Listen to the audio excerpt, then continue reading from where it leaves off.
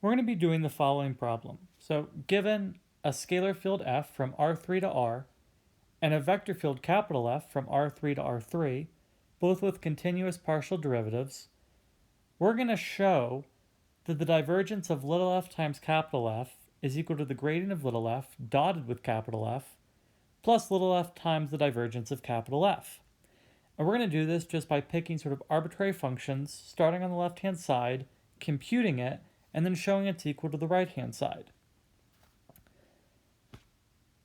So we're going to let capital F, so our vector field, it's going to equal just an arbitrary vector field PQR, where P, Q, and R are functions from R3 to R. Now we're going to calculate the divergence of little f times capital F.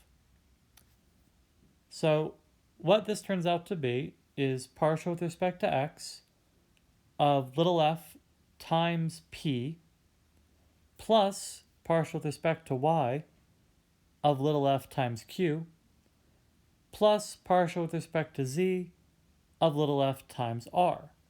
Now, because f and p, q, and r are all functions, we have to use the product rule here.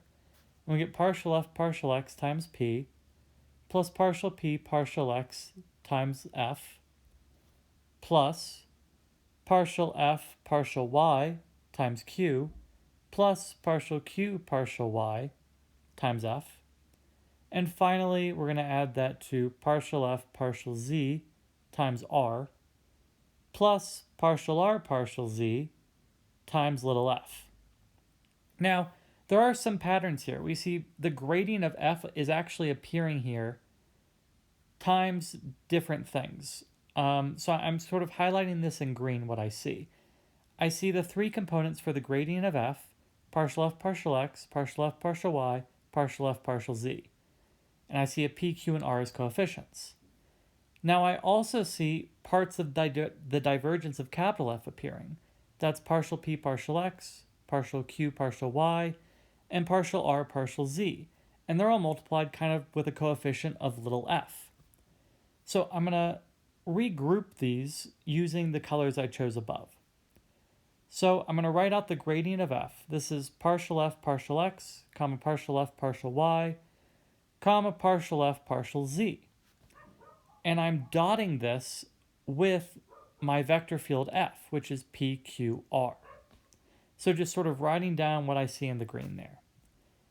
And this gets added to little f times, and it turns out to be the divergence of capital F, but I'm going to write it out first, partial p partial x plus partial q partial y plus partial r partial z. Now, sort of identifying each of these pieces, I know that green piece, the first one, is just gradient of f dotted with the vector field capital F. And I'm adding that to little f times the divergence of capital F. And that was the right-hand side of the equation. And because I picked arbitrary functions, I have now shown that this identity is true.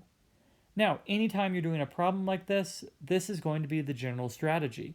You're going to pick arbitrary functions, and you're just going to go through and compute it, sort of regroup everything, and show that the identity holds. If you were showing an identity didn't hold, you would want to find a counterexample, but that's a different type of problem.